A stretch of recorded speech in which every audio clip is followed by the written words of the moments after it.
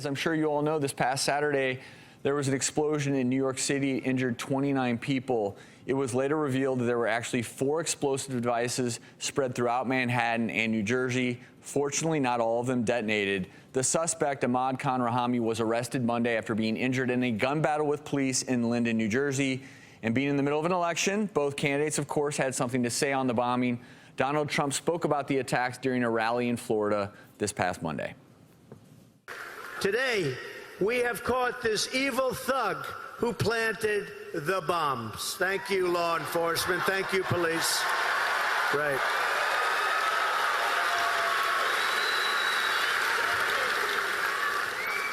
But the bad part, now we will give him amazing hospitalization.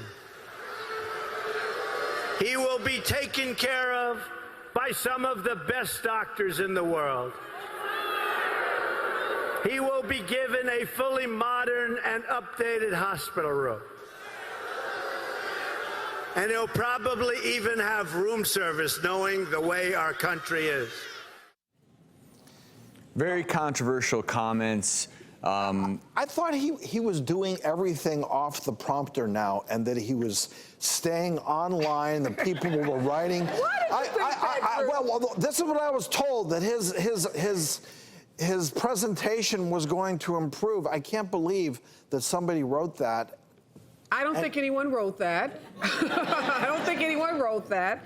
And I think what's disturbing to me as a non-medical professional, if a person comes into the hospital, are you looking to see what nationality they are? Are you checking to see if they've committed a crime? Aren't you as doctors? No, and how much money they have and where they live, and do they have underlying medical problems? And no, we treat everybody to the best possible way that we can. And that's one of the things I will say, that's one of the things I love about our healthcare system. But let me just say this. My big problem with these candidates has been when they lie. And I personally think there's been a lot of lying going on. Yeah. I'm not troubled when a candidate at least asks questions. And while I don't agree with Trump with what he said, as I sat back and thought about it, why is it? I'm an ER doctor. This is where people come. And I've had plenty of scenarios where a murderer comes in and maybe other people are also shot. And you know, there's a certain limitation in an emergency department. You don't have 30 trauma rooms. And it is a very difficult ethical situation when you know, eyes on the ground, saw someone kill kids and other people, and they come in and there are multiple injured, and you're supposed to turn a blind eye.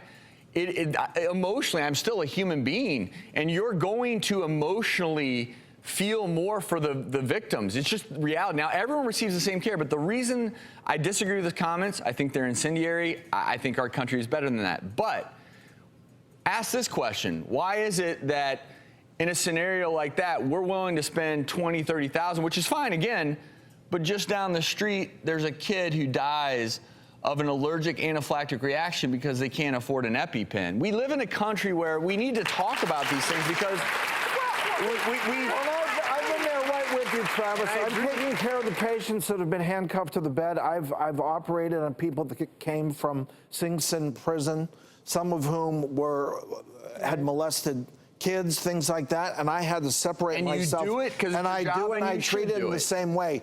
Again, you know, we continue to try to dissect Trump's words and give him the benefit of the doubt. I think what he meant to say, he was trying to say, is that this person was a naturalized citizen. He embraced the United States as his new country, yet he turned against it, and now he's getting the benefit of this country that took him in, and he turned on. So the irony of it.